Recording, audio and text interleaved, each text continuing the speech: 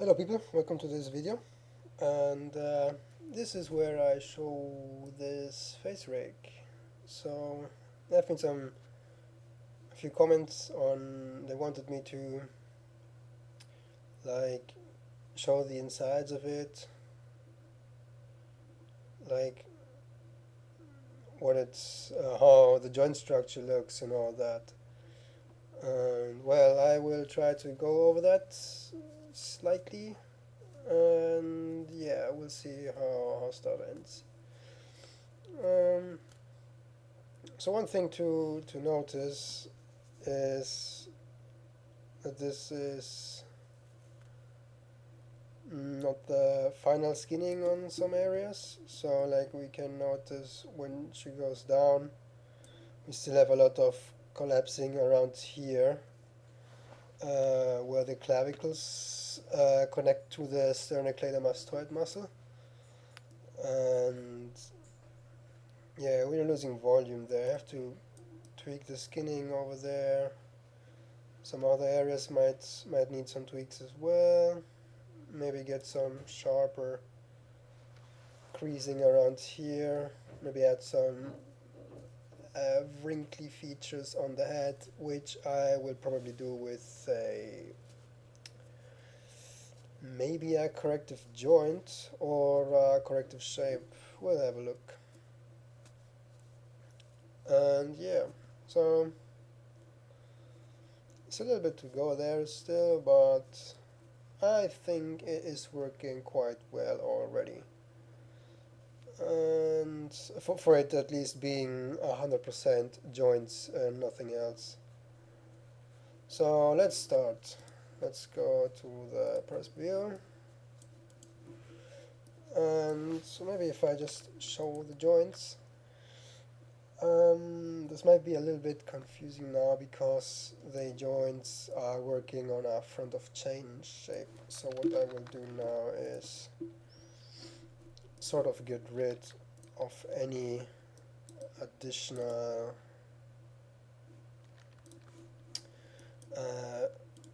movement from objects that will move the head away from the origin. So it's still happening. The neck.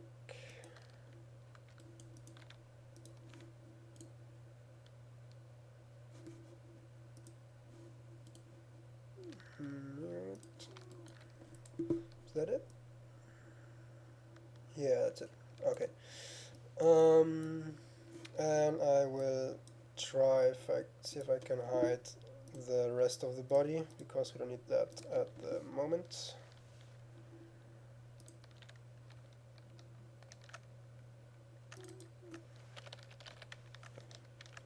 Okay, much better.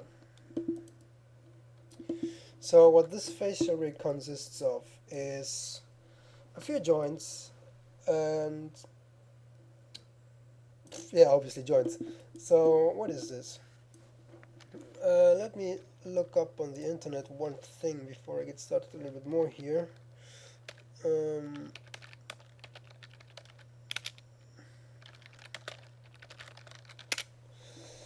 Which we will be using. Or no, we won't be using it, but I want to show you what I did. Okay, so this, guys, this is one of the key things of this rig. Oops, to get back there. Marco Giordano did a few months back, well, a year back. He did a video on a very interesting rigging technique for cartoony eyes, which is almost precisely what I'm using now with just a few tweaks and differences and I feel enhancements that I've done to this setup. And this system I'm using, you can see the link up here. I will post it in the video description as well, again, because I think I did that already. But anyway, so with these techniques you can get stuff like this done, and I'm using like the same thing for the mouth as well, like for the lips. And so yeah, that's that. Then the rest is, I think, pretty much my own brain work, if you can call that work, because it's like nothing fancy at all. It's just a few joints rigged with a spline system, so they align probably, and you have like a good amount of control over this stuff. So yeah, let's hide the controls. Maybe get rid of textures so you can see stuff better. Maybe see if wireframe looks okay. Yeah. So let's have a look at this stuff working in wireframe. So you can see which stuff is currently moving, and you can see the how the lips kind of work. You can see in this where I'm like pushing the mouth closed, how I'm overlapping the two joint chains to get like that really pushed effect. Then on the eyelids, like super subtle movement for certain stuff. On others is very extreme. She's moving the eyelids quite a lot from this pose to that pose, for example, which maybe not realistic, but I mean this character isn't realistic at all, so this is like another topic, and yeah, maybe I should try and stay more consistent with my facial poses, but that's another deal. So you can kind of see what's that there's not too much stuff working. I have like a pretty dense eyelid and lip layout, but like the rest is not. Like the cheeks and the nose and the eyebrows. It's just a couple of joints. And yeah, so the way this is then connected onto the face is this mesh. Well, currently this is the complete body. Something is happening with my mouse. One sec. Oops, sorry.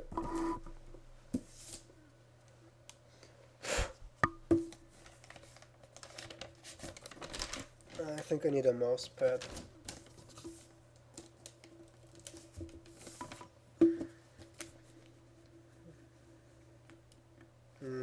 Not better. Okay, anyway. Where was I? Oh yeah, so there's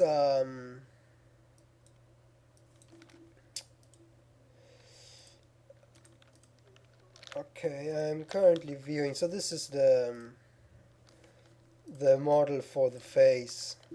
As you can see from its inputs, it has just a skin cluster, and it outputs to a few blend shapes, which is like the medium and high res blend shapes and the corresponding mesh skin clusters. So then this mesh is having like all the facial deformation, and then I'm just outputting it into a front of chain blend shape for the final character mesh, as you can see here. BS main face rig.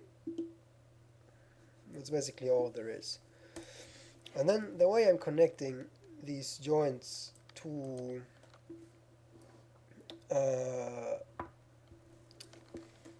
the live rig, which I should probably show again. So as you can see, when I move this rig, the controls follow, the mesh follows, but the joints do not follow. The joints stay at the origin, where they belong, in order to get a relative feel onto all of this, like a front of chain feel. That's it. So then if I have like the head rotated, and I move this, for example, this corner control, you can see how the joints are doing the exact same thing in but on the origin, like in a relative way. And the way I'm connecting this is these joints. If you watch the tutorial from Mark and Giordano, you'll understand this system a little bit better, because actually that's like the whole point of this. So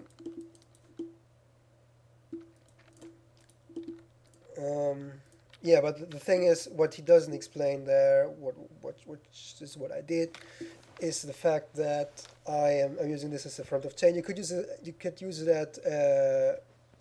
You could very well do this like on the same rig and rig these joints to follow the facial rig exactly. But that would mean that you would have them all the time in your main skin cluster, and you couldn't turn them off because they have a little bit of a performance impact on this. Or what you could do is then plug them into an end of chain shape, but that would then require that at least parts of the face down here have the same rigging inputs as the actual face, which would probably not be too bad. I could try it, but I figure it's going to stay a front of chain for the moment. Maybe I'll change that if I see that it does have better performance. But anyway, so I will show you the little trick on this on another principle. Let's make a locator. So I will just go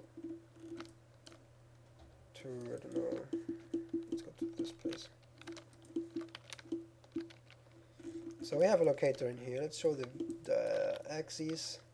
So let's imagine this is our head. This head is rotating, huh? Okay, now let's make a little joint. Push a little bit further in front of it. And let's make this, and now let's say this joint is going to be, no, I don't know, some sort of facial joint, like one of the lip joints. So now what I want is to make a control for this. Let's make a little circle. Okay, so this guy has to control this. Let me group this circle and parent the group underneath the head. So now if I rotate the head, this circle is following, right? And what I want now to do is I want this joint to follow the circle movements only in its own relative space, which means that as soon as I change the circle and the head, which the head is going to be the relative space parent for this joint, I don't want anything to happen. But as soon as there's a difference between these two, the joint should behave as the difference from this local transformations. What I very well could do is maybe create an additional node, like let's make, I don't know, a group, and group this again. I need to show the stuff in the outline so we can understand. Okay, so now I have this null, and this guy, actually I could just parent this joint under this group, and beneath this group. And now I have this. And what I could do now, since this is now zeroed out, I could just run a connection between this control and that group.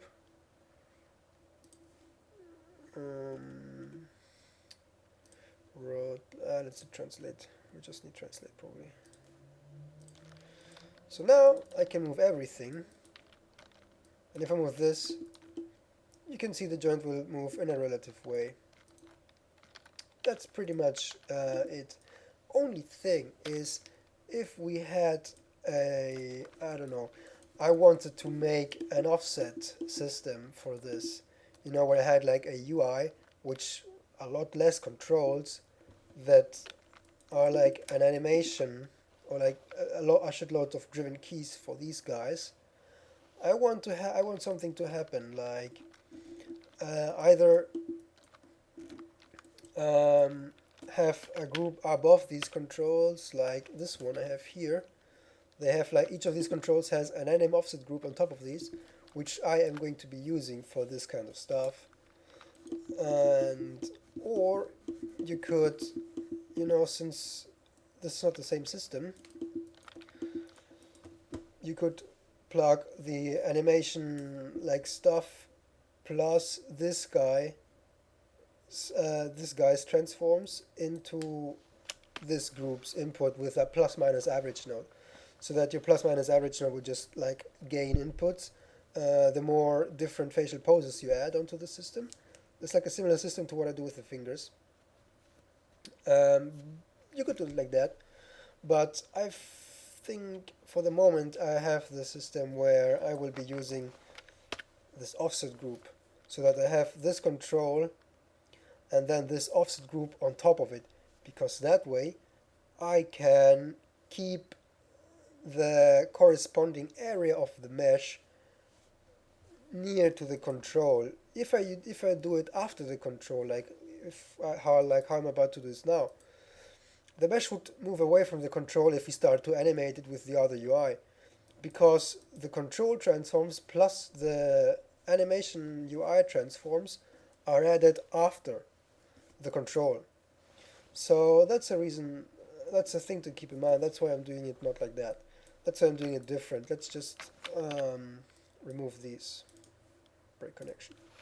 But it's very similar. What I am doing is I'm using constraints and I'm matching spaces. So what I will do is I will make a parent constraint from this locator, from the headspace, to this offset group for the joint.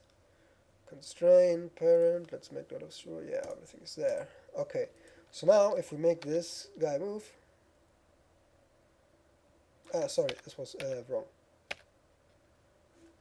Not like this. We need two extra groups, yeah. This was what it was. So we have this extra group and this extra null. Let's move this right here. Now what I will do is I will make a parent constraint from this. This will be like our space conversion rig. So what I will do is I will make a parent constraint from this guy to this top group I newly created, parent, and then I will make another parent constraint from the control itself to the child group, parent.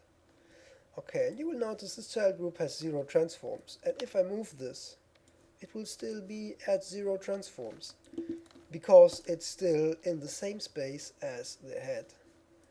So now I can connect from this guy to this jaw, yeah, whatever, this group connection.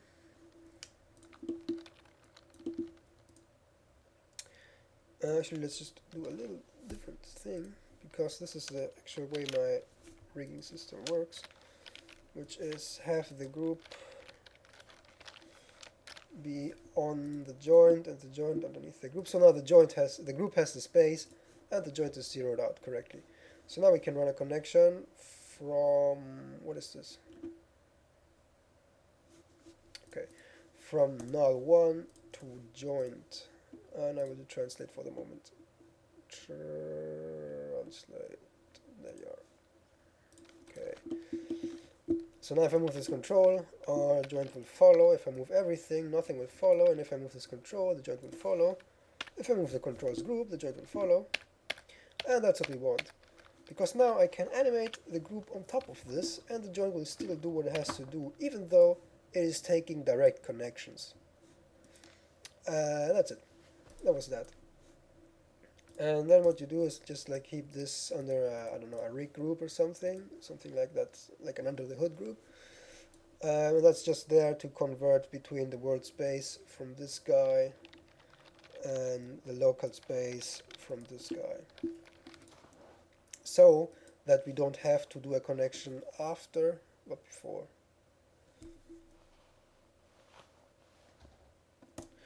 That was that.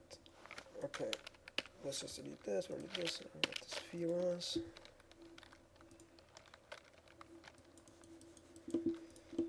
Okay, so now you know how these controls are controlling the joints in... Might just crash.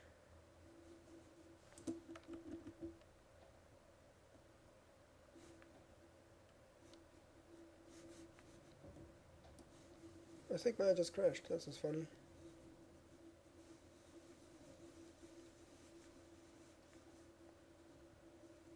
Let's just kill it. One sec.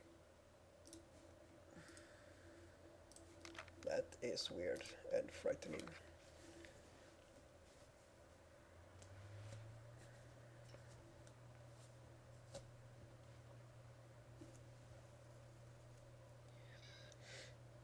Okay, let's open the scene again.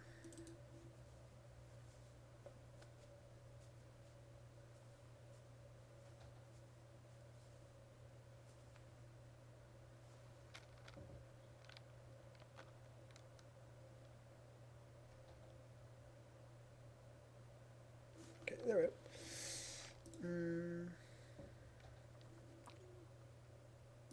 Open the outliner.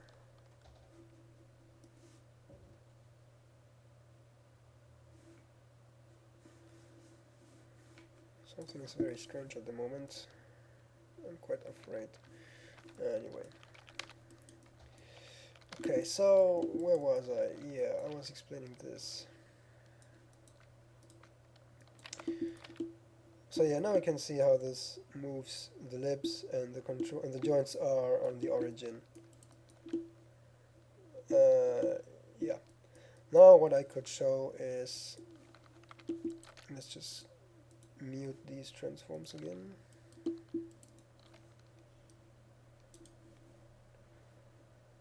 Let's select it.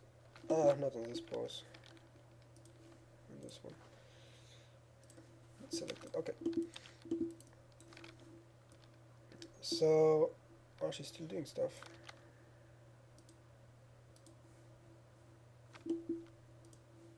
Uh-huh.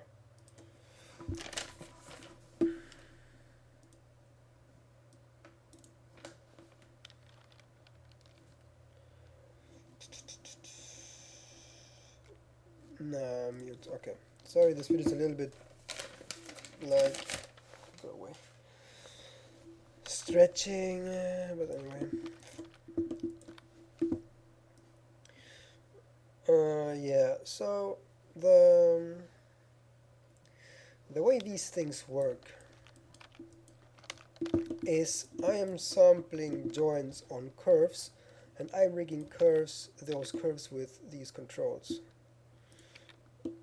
And yeah, basically it's really just that. And then I have like some crazy features like I can open the mouth, and then you have like you can close the lips, which basically runs a blend shape from the top and the bottom to an in-between curve. That is basically itself just a blend shape from top plus bottom on 0.5. And then I have like a little parametric setup under the hood for this, where you can get your sticky lips and all that. So you have like all the zips, and you can change the parameter for left and right zip, and you can like navigate it on the other side, but that's like unhealthy. You don't want to do that.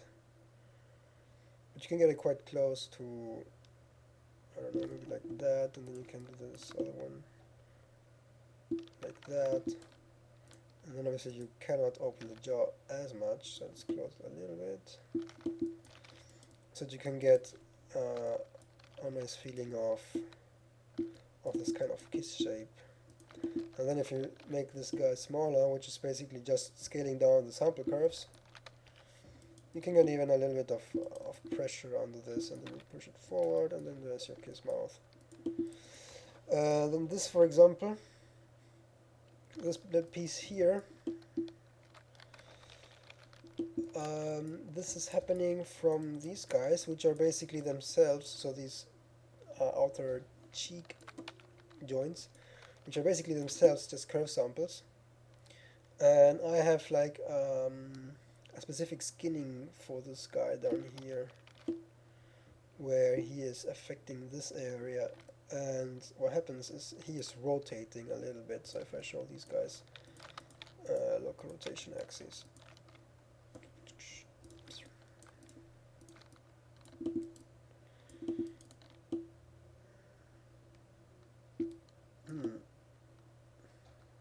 no, he's not rotating then. Maybe not. But yeah, he's still quite harshly skinned to this piece of, which gives you like, if you close it, you can get like this feeling of cheeks getting pushed in, and it does not work for a puff. I still have to figure out how to get the puff done with. I don't know. I'm not forced to use just joints, but I want to make this like scriptable in a way that I can model a new character, be it with the same topology or not. It's not really important, and then just run the script, and the rig will be done. Um, with obviously some tweaks to do in the end, but I want to move away from that needing to having to generate like shitloads of blend shapes for an entire face. I want to outsource like 90% of that onto my joints, and then where's my water? I'm thirsty. And then sorry, do the last 10% with correctives.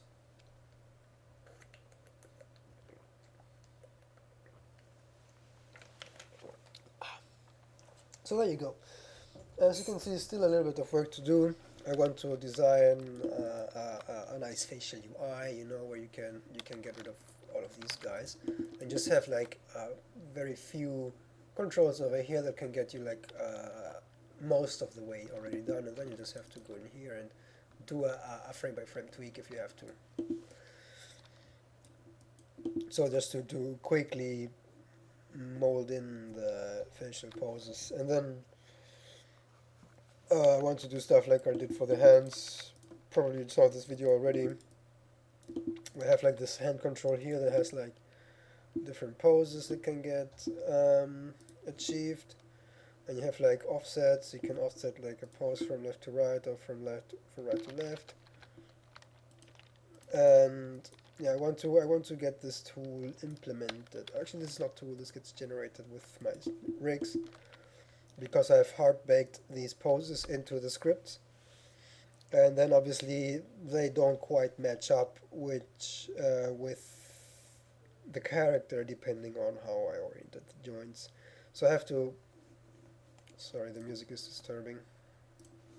So, so I have to fix stuff like this, and then I want to write a tool that you can pose your own faces. Like this tool that I have here.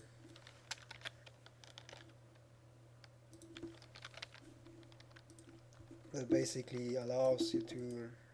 So maybe this makes more sense if I open another character. Let's open her.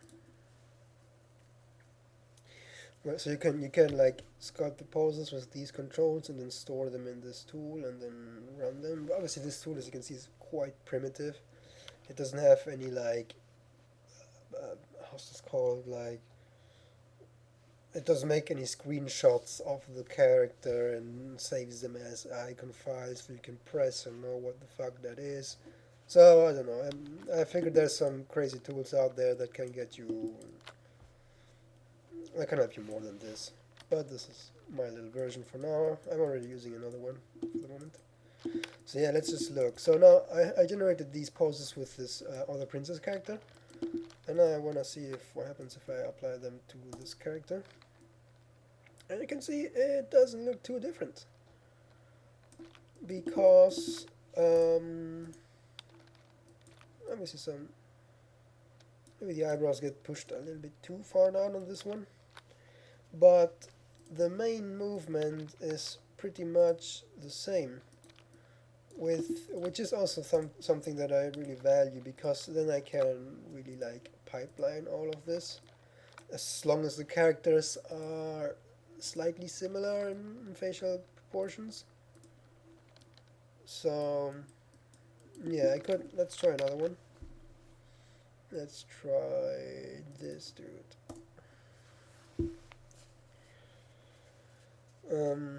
So yeah, that was like another intention that I can, how you say that, I can pipeline stuff. I can do animations. I can do poses. I can do whatever I like, and bake it down to the script. So every new rig that I generate for a biped character gets all of the stuff in there by default, and I can reuse a lot of it without too much work for changing. So there's a lot of benefits from doing it like this. And obviously, when you go for blend shapes, you have to like try and get the same blend shape, like the blend shapes of the different characters to look the exact same, which is very hard. Even on characters with the same topology where you can reuse most of them, you might end up having the blend shapes fuck up more than they help. So that's where this system is kind of better. Even if I were to, damn it, I haven't got the face on here.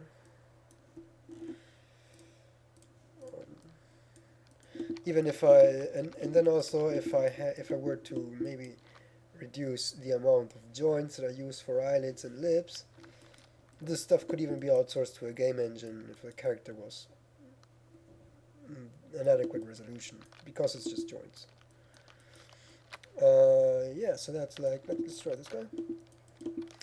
I rigged this one today, yesterday. Let's have a look.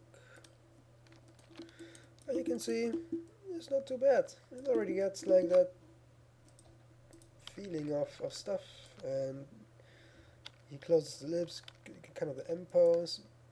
Obviously, the eyebrows on this one push down very much, like a lot. I have a gap in between the eyelids, with I already have an override to fix it in the script. The reason this happens is when I generate the joints, I have like a layout mesh that normally gets is used on on the inner edges of the lids. So the joints, as you can see, they're all placed on these inner edges. What happens then is that when I blend shape the curves, the up curve and low curve onto each other, uh, the joints match up the exact positions. Let's just do that.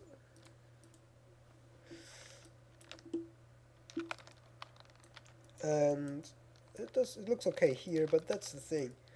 Um, so now the joints are exact this thing, and if I now go into smooth preview, I lose a little bit of volume, and that is what gives me this tiny gap. So what I did was I wrote an override um, for the blend shape that remaps the blink upper from 1 to 1.0 something, so that it overdrives the blend shape just a little bit so that upper and lower eyelids intersect with each other and seal the gap. Like, that's the theory behind that. Yeah, I think that's it. I think I've shown enough. I probably won't be doing a tutorial this soon because all of this is scripted, and it would, I don't know, maybe not. It depends on my time. I wanted to do another tutorial soon, maybe today. Let's have a look. So yeah, it was going to be one about the dynamic skin that you could see on my reel. That fat guy, or the boobs from the video that got removed. So yeah, that's it. I think I'm done. See you later.